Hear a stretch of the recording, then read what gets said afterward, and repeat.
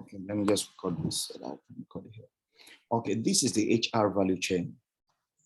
And what do we mean by a value chain? It means the entire process involved in the human resource management human practice. And don't forget, we started from recruitment. Indeed, there's a process that triggers before the recruitment, and that's what we call organizational design and strategic workforce planning. All right, I didn't start from there, but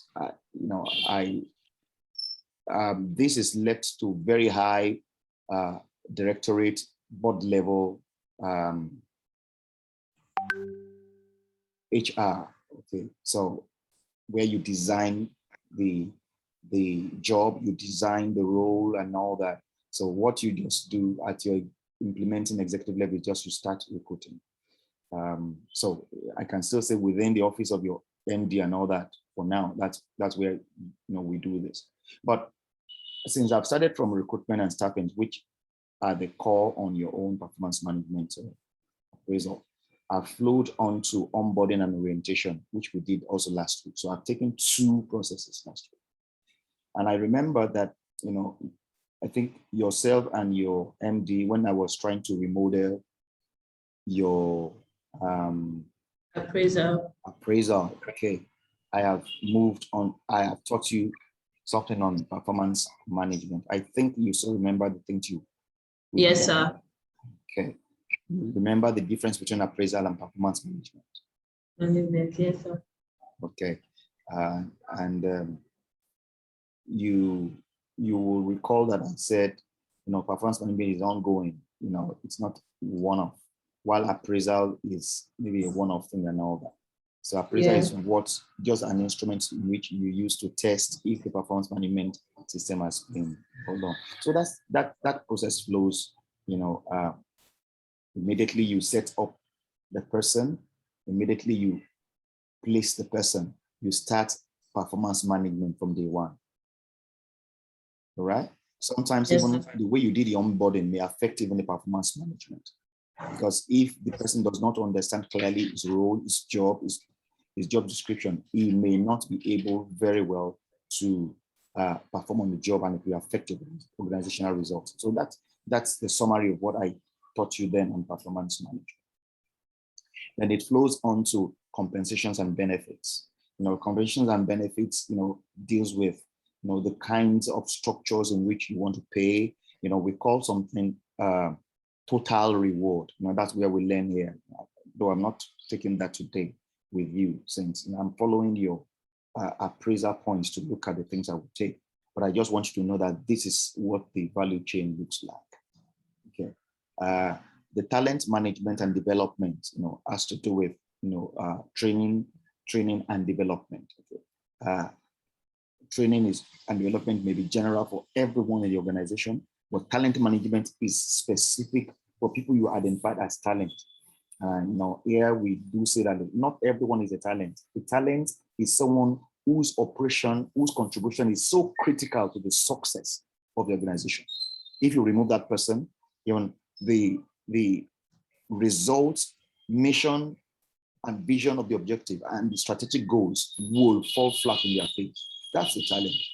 So anyone in the organization can rise up to become a talent, depending on how you know your job and depending on how you contribute even to the organizational goals. So talents are the ones that we find very difficult to sack. And that's why I said anyone can rise up to become a talent, depending on how you take your role and depending on how you contribute even to the organization. So we say here, talent management, I said, therefore, identify those roles that are critical. When, for instance, we look at even our performance at the end of the year, that person has a critical contribution to that performance. So we look at that. But people, usually think that training and development is just generally for everybody. Yes, you may want to train everybody, but a major concentration of strategic HR is to focus on talent. And that's why you find that it is the talents that are given much more attention in terms of training and all, because they contribute what we call 80%. Okay, the talents in the organization are about 20% who contribute 80% of the entire organizational, bottom line. Okay, the rest are the rest of the organization, who are not talents are 80%, but they contribute only 20% to the organization. So you will tell me, which one do you want to become? Do you want to become a talent or just any of the employees? The talent, sir. Okay, so if you want to become a talent, that's why I was telling you, please, you must first of all equip yourself.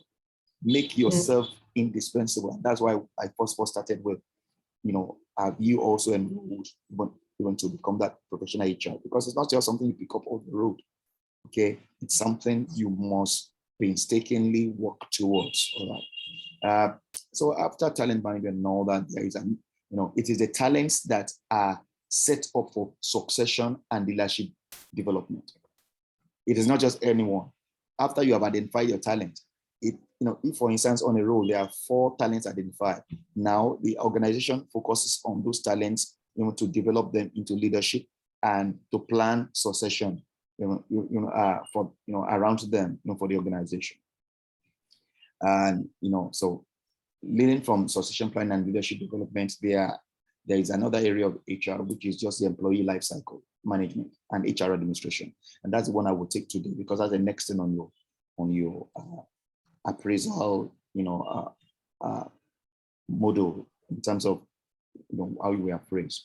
So employees life cycle and management and what I term the HR administration. So I will look at that. I will focus on that today.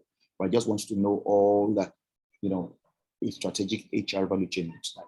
Then going from there is what we have in terms of communication, social management, social media management, because today, don't forget, HR also must be relevant in communicating to staff, communicating internally, and even externally, as a case may be, using the platform where all employees are today, and that's social media.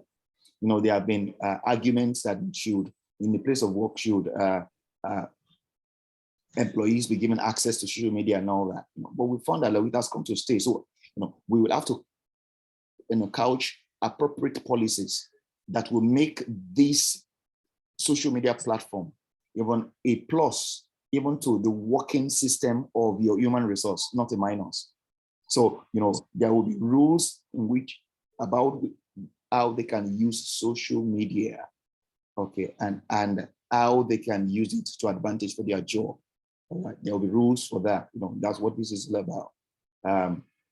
For instance, there can be a way in which you can use even individuals' LinkedIn platform, that using that social media, one of the example of social media platform, which is professional now. There's a way in which you can link them, okay, to the organizational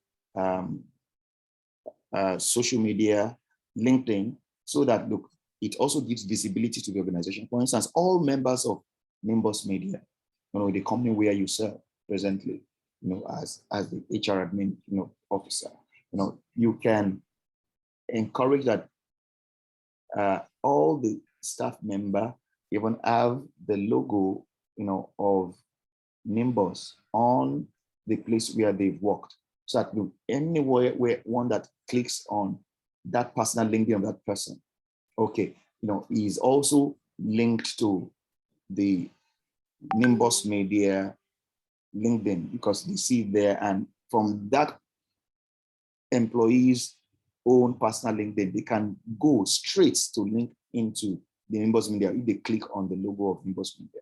You're curious, okay, you said you work in Nimbus, so this is what you do there and all that. So just without going to visit Nimbus Media LinkedIn directly, they can, as they click there, it links them to Nimbus Media. So that gives also visibility to Nimbus Media and all that, and these are some of the things you can do. Also, internal communication. How do you communicate? How do you share? Do you use it? You have a collaboration tool. I know, Nimbus invested in a collaboration tool, okay, some times ago, okay, because we are discussing that at the board level. So how do you use this collaboration tool to improve communication? Is the communication up or down, or is it lateral, or is, can communication come from any expert? Communication also do with how you manage the information and how you manage even organizational capital, in terms of, there are some, you may say there are some jobs that people have done and all that. Is it on individual's laptop? If the person goes, do we miss this vital information, of the organization? So how do you manage all those? Okay, that's what we do in communications. So for today, I said I will focus on employee life cycle and management. Let me look at your appraisal now. So let me see exactly. 65. Okay, you got 65. Let me try and open it now, so that we will be able to look together. What you do.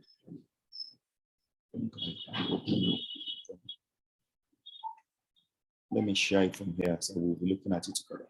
You can see it from there, I believe. You can see it from there. Yes, I can, sir. Okay, all right. Mine is open too. Yours is what? Mine is open too. Okay, so I okay, can. so we can. Okay, fine. Yeah, I can So, see this. okay, so in appraisal, we said the second item there was a staff engagement, staff welfare, and staff HR initiative. So this is all about HR administration that I've told you. And it, can call it employee services and all that. In another name, you can call it that.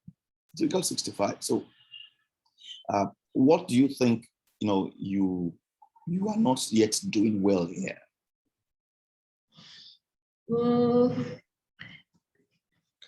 I would say I don't know how to. I would say I haven't initiated some of the ideas. I would say we are still working with some of the ones that were already set up in the company before. Okay. Yeah, so some of the ideas too come from the MD. So he just comes up with the ideas and then gives me then I execute them. All right. But okay. things like Go ahead. benefits that we give to staff. Okay. So the first thing is, let's just look at the ideas that you have on hand. So let us go from the known to the unknown. So what ideas, what structures, what systems, what processes exist presently for your staff engagement, welfare, and HR initiatives? What things do we have? Mention them and let's see. HMO, yes. Yes, leave allowance, maternity allowance, maternity. Yes, and all just those ones. Okay. What we currently have. Then the team bond, for staff engagement, yes. Bondings, they just come. We just have it when we feel like. It's not structured to every quarter, every half year. And, okay. Okay. So on structured team bonding, you said HMO, you said maternity benefits, leave, maternity benefits. Okay. then training. Training. Okay. So there is no standard structure for trainings. Just okay. I would say that falls under my plate too. It's supposed to be me. I'm supposed to come up with like a timeline for everybody, but we are not doing that as yet. All right. Okay, no problem. Are you still there? Hello? Can you hear me? I can't hear you again, Mike. You are speaking, but I cannot hear you. Hello?